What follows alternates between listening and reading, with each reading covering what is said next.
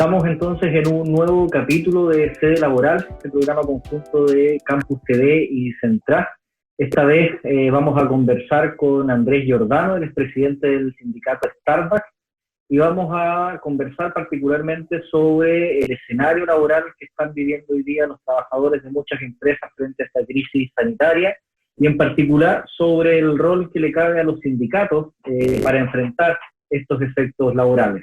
Andrés, gracias por compartir esta entrevista con nosotros y te preguntamos de inmediato cuál es tu visión respecto de los efectos laborales que se están planteando en Chile por esta crisis sanitaria. Bueno, Rodrigo, muchas gracias por la invitación. Acá dentro de la cuarentena hogareña, muy feliz de estar y poder compartir algunas reflexiones al respecto.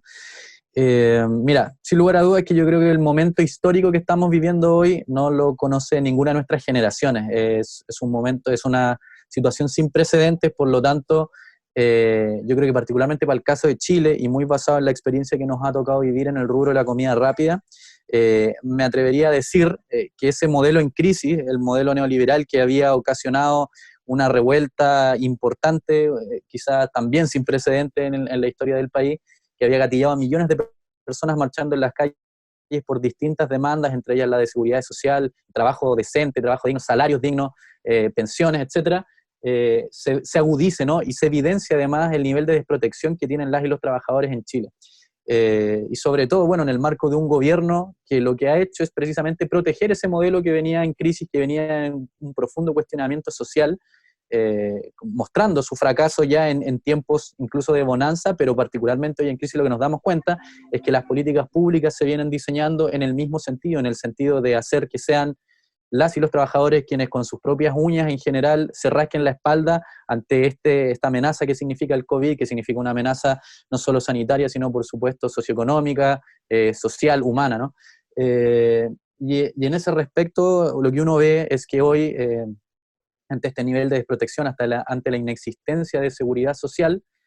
los costos se vienen ya empezando a notar primero en términos de salarios, de empleo, de despido, porque hemos visto cómo ya las empresas a partir del primer día de crisis ya parecían no poder sostenerse sin importar su tamaño, cortaban por el hilo más delgado, la parte más delgada, y rápidamente habían suspensiones voluntarias, ¿no?, de trabajadores y trabajadoras que por miedo a quedarse sin alimento, por miedo a quedarse sin recursos para la subsistencia, terminaban aceptando un montón de condiciones que las venimos viendo prácticamente desde el mismo 16 de marzo. O sea, es una locura. Las empresas inmediatamente trasladaron ese costo, y lo que uno ve después de que sale este dictamen de la Dirección del Trabajo, que junto con otros dan ciertas garantías a los empleadores en el marco de la crisis de suspender la remuneración, y luego una ley que suspende también, o que derechamente legisla sobre la intención de suspender los efectos del contrato de trabajo, pero sobre todo suspender la remuneración misma, ¿no? Y trasladarle ese costo, primero que todo, a las cuentas individuales o a los ahorros en el seguro de cesantía de cada trabajador y trabajadora. Es decir, que cada trabajador y trabajadora subsidia a los empleadores sin importar su tamaño. Es evidente que lo que se hace nuevamente es priorizar una protección de las empresas. No es una ley de protección del empleo, sino que es una ley que protege a las empresas y les genera garantía, sin además, obvio, condicionar los despidos, porque de todas maneras, a pesar de estas leyes, que incluso ahora está en discusión si las empresas, por ejemplo, que prestan servicios esenciales igualmente las van a poder ocupar, tampoco es que exista una prohibición concreta de realizar despidos, por ejemplo, por el artículo 161 de las necesidades de la empresa, sino que muy por el contrario es el temor latente que tienen hoy en día cada familia, cada trabajador y cada trabajadora, y que por lo tanto nuevamente los sigue haciendo susceptibles de chantajes, de presiones, de elegir en muchas ocasiones entre su integridad, la de su núcleo cercano, su núcleo familiar, o derechamente mantener su empleo o mantener los ingresos con los que subsiste esa familia o con los que subsiste esa persona. Entonces es una situación muy delicada, muy compleja desde la perspectiva humana, y lamentablemente creo yo que el modelo se sigue defendiendo a través de sus instituciones políticas, de sus instituciones económicas, y lo que vemos es que hay cero voluntad de avanzar hacia una transformación real, sustantiva, ¿no?, que genere esa certidumbre que se hace tan necesaria en tiempos de crisis como los que vivimos, que genera además esos espacios de diálogos también para que no sean solo las autoridades, no sean solo las empresas las que determinen y en base a su voluntarismo se resuelvan los problemas de la relación laboral, sino que también los actores sindicales o los trabajadores y trabajadoras en sí mismos tengan un rol. porque básicamente acá estamos hablando, y lo dijimos en un video que acabamos de sacar recién en redes sociales, no estamos hablando de números, estamos hablando de personas, estamos hablando de seres humanos, de familias que tienen un sinnúmero de necesidades que hoy en día en el marco de la crisis se están evaluando desde una perspectiva macroeconómica, y pareciera ser que todos terminamos siendo cifras entre los que están recuperados, los que están muertos y recuperados a la vez, o los que estamos suspendidos de la relación laboral, los que seguimos prestando servicios por la fuerza, está atendiendo, creo yo, como la más sensible del asunto, y es como este costo se traslada a la gente común, a la gente que debe trabajar para subsistir, y que una merma además hoy en día en sus salarios, más allá del proyecto de ley que tenga, el nivel salarial que tenemos en Chile, sí, muchas veces no poder pagar un arriendo, no poder pagar medicinas, no poder pagar operaciones o un sinnúmero de necesidades que son permanentes y que son evidentes que en el fondo van a seguir continuando pese a la pandemia, pese al encierro, pese a cualquier modificación que puedan otorgarle los espacios de trabajo. Andrés, tú ya lo anuncias, es una mala ecuación, crisis sanitaria y fragilidad de nuestro modelo de relaciones laborales. En esa mala ecuación, ¿cuál es el espacio y cuál es el rol que pueden cumplir los sindicatos? También es otra pregunta compleja, y también tiene mucho que ver con los espacios donde se desenvuelven los sindicatos. Que es evidente, que venía siendo evidente desde octubre a la fecha, y que era algo que creo yo a la mayoría de las organizaciones sociales, sindicales, comunitarias, territoriales, nos venía dando un sabor como dulzón respecto de lo que podía venir para el futuro, más allá de las derrotas o victorias que uno pueda tener en cada causa en la que se involucra, que es que lo colectivo, creo yo, comenzó a rescatarse como el mecanismo en que las personas comunes pueden de una u otra manera enfrentarse ante la injusticia que viene propiciada desde estructuras así tremendamente potentes, desde qué sé yo, de las instituciones políticas, desde los empleadores, desde cosas tan sencillas en el fondo como organizarse comunitariamente o organizarse en un sindicato, empezaron a cobrar un sentido que quizás habíamos perdido con este golpe brutal que significó en la historia social del país la dictadura, y que terminó como imponiendo este modelo donde la individualidad parecía ser lo más importante, y donde estábamos en un modelo tan libre donde cualquier persona podía lograr básicamente por sí misma conseguir todos los medios para su subsistencia, digamos, libre de peligros, libre de problemas. Sin embargo, creo que se demostró en los últimos 30 años que eso era una falacia, y por algo estalló también el 18 de octubre. Entonces, la organización colectiva, en el formato que sea, a mi juicio cobró una importancia. Y creo que hoy en este tiempo de crisis, con mayor razón, se vuelve muy importante que en los espacios de trabajo exista organización sindical.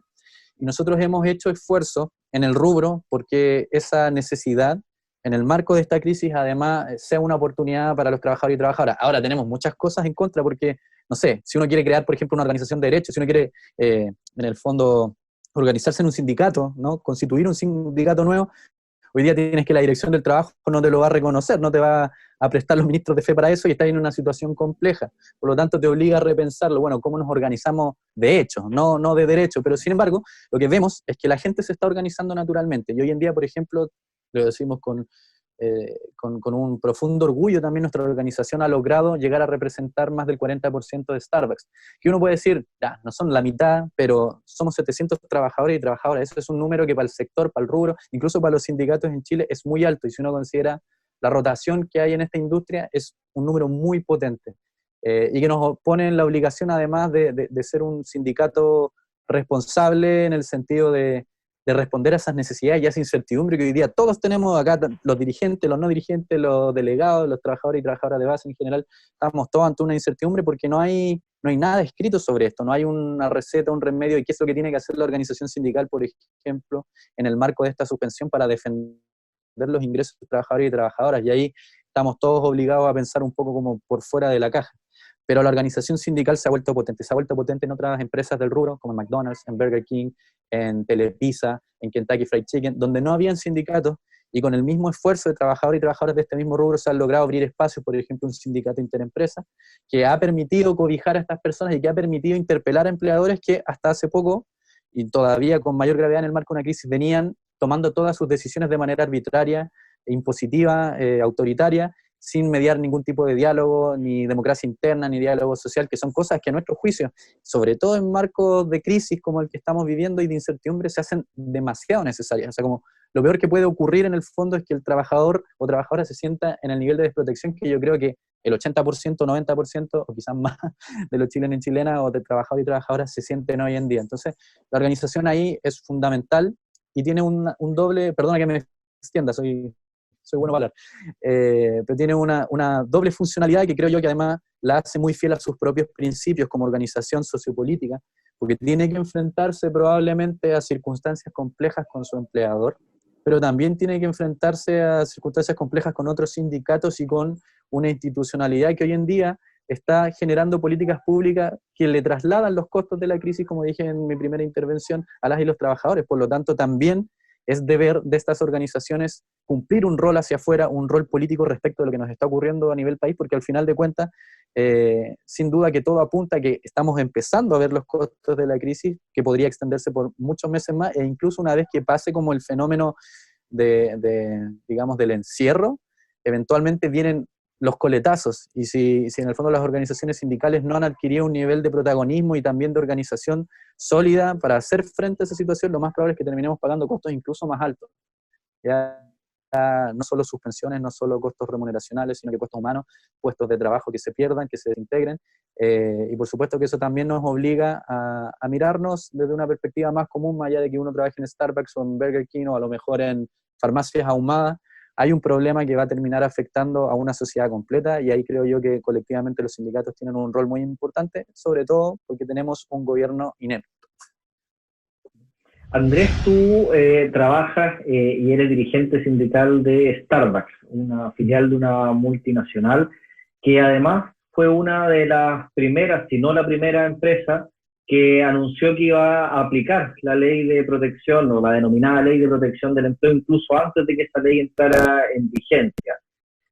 ¿Cómo toma ese anuncio y cómo toma esa medida el sindicato y cómo reacciona frente a esa medida?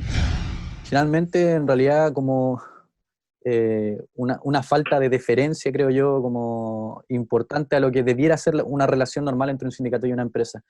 Y esto principalmente porque además, tú ya lo dijiste, Starbucks probablemente fue la primera empresa en anunciar esto muy temprano en la mañana del día 2 de abril, entonces había promulgado el 1 de abril, el día 2 de abril ya estaba informando no a sus organizaciones sindicales, sino que a los trabajadores y trabajadoras individualmente, vía telefónica, sin ningún registro por escrito, sin ningún documento mediante en el que uno pudiese entender en el marco de qué o en base a qué situación había decidido una multinacional, porque eso es lo importante también recalcarlo acá, una multinacional de enorme capital, de enorme expansión a nivel internacional, que si bien acá es administrada por un holding o por un franquiciador en el fondo, también es un holding multinacional mexicano que administra Starbucks en la mayor parte de Latinoamérica y Europa. O sea, es un holding potente de todas maneras y que además responde directamente, por lo menos por la marca Starbucks, directamente a los cuarteles generales, ¿no?, que están en Seattle. Y uno no se explica primero por qué uno pasaría así por arriba una vez más de las organizaciones sindicales que están legítimamente constituidas y que además habíamos manifestado la voluntad de encontrar soluciones en el marco de la crisis. Y acá los sindicatos nos estamos metiendo la cabeza en la tierra y diciendo como, oiga, acá no hay que hacer nada, la crisis no existe. No, nosotros entendemos que existe una crisis, pero por supuesto que entendemos también y creemos profundamente que cualquier decisión de este tipo no puede ser primero unilaterales, menos aún si no están las condiciones, porque la empresa en realidad no cumple con los requisitos legales para arrogarse la decisión a nombre de todos sus trabajadores y trabajadoras cuando sigue operando en varios locales con delivery. Pero por otro lado, incluso por una cosa como de sentido común, como decía antes, en el marco de una crisis uno tiene que sostener algún grado de diálogo con las instituciones internas que permiten, en el fondo, sostener algún marco de certeza y de mediana confianza entre quienes están sujetos a estas determinaciones unilaterales y la empresa que en el fondo administra al resto de su personal como si fueran números. Entonces, nos tomamos la medida de muy mala manera y la criticamos por esas dos razones. La primera es, Starbucks es una multinacional, esto es algo como primeramente político, no sé si este es un proyecto, según al menos lo que uno pudo escuchar de la ministra Saldívar o del subsecretario Arap, este no es un proyecto para la gran empresa ni para las multinacionales, sino para los pequeños y medianos empresarios. vehementemente se instó a este tipo de empleadores a no ocupar esto, en el fondo, a no ocupar recursos de los trabajadores y trabajadoras ni del Estado después, si es que tenían las espaldas para sostenerlo. Y sin embargo aparece Starbucks entonces en ese, como dices tú, como la primera empresa. Probablemente fue la primera. Desconozco si alguien avisó antes a sus trabajadores, pero la verdad que nosotros quedamos muy sorprendidos. Y ese, como digo, es un problema político. Y es más político aún cuando uno ve que en Estados Unidos parece que hay trabajadores de primera categoría distintos de los de Latinoamérica, porque allá sí se les está pagando el salario, se les va a pagar, a pesar de que no vayan a trabajar. Además se destinó un fondo de $10 millones para cubrir necesidades extremas de casos de trabajadores y trabajadoras que tuviesen problemas económicos derivados de la crisis, cualquiera fuera la razón. Hay apoyo emocional, psicológico, a la gente que ha seguido operando, por ejemplo, por los mecanismos de libre o aumentos de sueldo, como se les paga una hora más, que no sé tampoco si es la solución, es muy complejo, uno no sabe si la solución es tenerse operando, cuál es la solución idónea, cuesta en realidad hilar fino para entender dónde está la prioridad hoy en día cuando la desesperación está entre comer o enfermarse, pero lo comento como dato, o sea, hay una diferencia de trato y de política entre Starbucks Estados Unidos y Starbucks Canadá, por ejemplo, el norte, versus Starbucks Latinoamérica. Y eso digo político. Y la segunda arista es la jurídica, y ahí probablemente los leguleyos podrán entenderlo mejor, pero de todas maneras lo que nosotros hemos podido estudiar respecto a la ley es que Starbucks no cumple con las disposiciones del artículo primero, que en el fondo hablan de una paralización total de sus actividades, de manera que unilateralmente se puede acoger a la suspensión de empleo, más allá de que uno pueda discutir si debería ser una multinacional o no. Y creemos que estamos más en los supuestos del artículo quinto, séptimo, que en el fondo hablan de una consulta, de un acuerdo mutuo con trabajador y trabajador y con las organizaciones sindicales. Y que eso no ocurra nos abre en el fondo el panorama a diversos problemas que tienen que ver con la falta de voluntad de diálogo, con esta idea de mejor imponer una solución, porque se nos puede complicar si hablamos con los trabajadores y trabajadoras, con los sindicatos, y creemos que la respuesta de la crisis no pasa por ahí. Entonces ahí tenemos también un problema de fondo que aparentemente ni siquiera se está cumpliendo con la ley. Y eso también abre panoramas de conflicto que son más complejos, potenciales litigios u otras medidas que el sindicato puede terminar tomando si es que la empresa en el fondo ni siquiera se allana a conversar. Y hasta el momento pareciera que no hay mucha respuesta como de nutrir el espacio de diálogo, sino que más bien como algo meramente informativo, donde la empresa nos comenta la determinación, nos recalca la determinación que ya todos sabemos, pero en ningún caso se abre a buscar otras soluciones intermedias o acuerdos con la organización sindical. Andrés, otra de las medidas que ha planteado el gobierno y que de hecho se transforma ya en un proyecto de ley que está en trámite, tiene que ver con la suspensión de los plazos de negociaciones colectivas que estaban en curso o que iban a comenzar en este tiempo de estado de excepción constitucional, y lo propio respecto de las elecciones, los procesos eleccionarios de directivas sindicales. ¿Qué opinión tiene respecto de esta norma, de esta próxima norma, que afecta también los derechos colectivos? Sí, ahí, bueno, por supuesto que también la respuesta es compleja. No hemos entrado en el detalle con la organización sindical, como a estudiar pormenorizadamente el articulado de ese proyecto de ley, pero sí hemos dialogado con un montón de organizaciones sindicales que se están viendo afectadas por esto directamente. Y en concreto, bueno, para nosotros nos parece que la libertad sindical y la autonomía sindical son principios que incluso en el marco de una crisis tienen que primar. Por lo tanto, cuando por la vía de la legislación, ¿no? Se puede haber afectado el derecho de las organizaciones sindicales de ejercer la negociación colectiva, que es distinto, por ejemplo, a ponerlo en el marco de que la organización sindical sea la que decida posponer y acordar con el empleador, por ejemplo, qué es lo que ocurre respecto, por ejemplo, no sé, de beneficios que se devenguen mensualmente y que se verían afectados por una suspensión de un instrumento colectivo hasta una nueva fecha, que además nadie sabe cuál es. Distinto es el caso, o sea, que en el fondo de mutuo acuerdo se abra el espacio para que los sindicatos y las empresas lleguen a acuerdos. Porque además, por la vía unilateral, en realidad para nosotros es un despropósito, la autonomía sindical debería ser un valor que prime, pero además hay casos en los que uno no se explica esto, como las empresas que siguen prestando servicios esenciales, como por ejemplo los supermercados. Actualmente hay varios sindicatos de Walmart que negociando colectivamente pensión, así como en términos generales, sin ser a la unidad sindical, es una eh, con el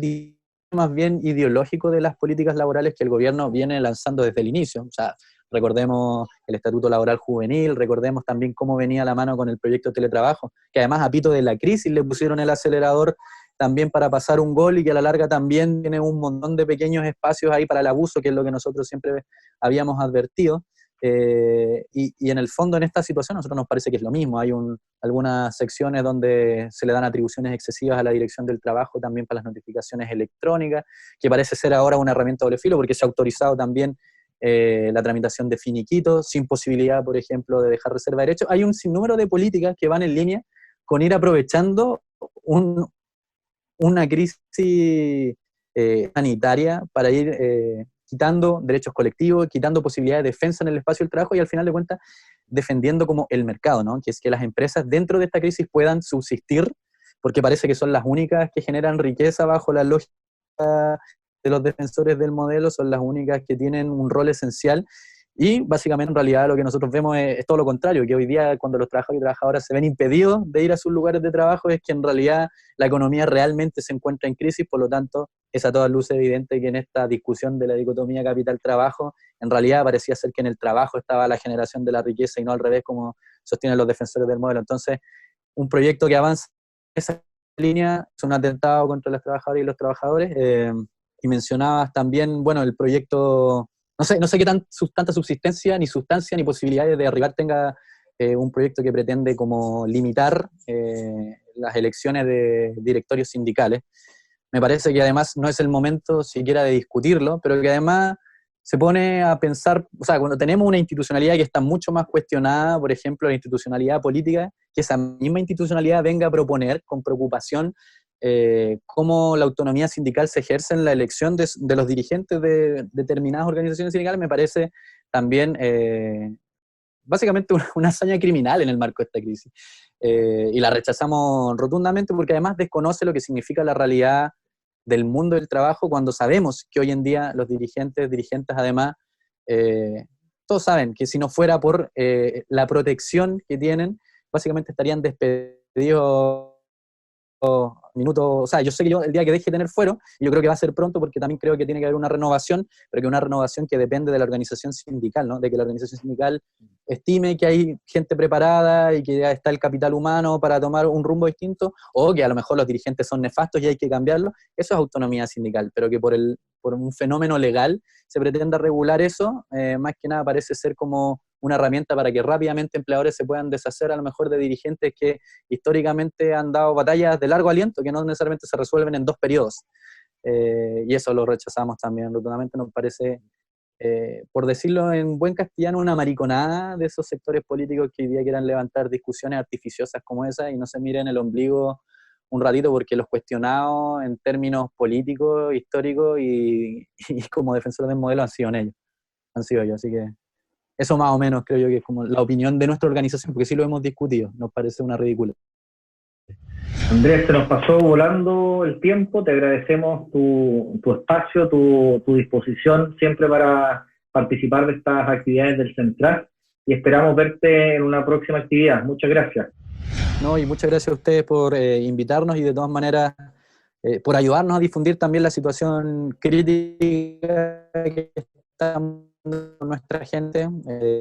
Así que a quienes vean esto, una invitación a seguirnos en nuestras redes sociales, ahí en Instagram, por ejemplo, @sindicato Starbucks Chile, o en Twitter, @sindicatsb_UX, para que ojalá puedan difundir, retuitear, reenviar, reencaminar todas estas comunicaciones que estamos haciendo en el marco de la campaña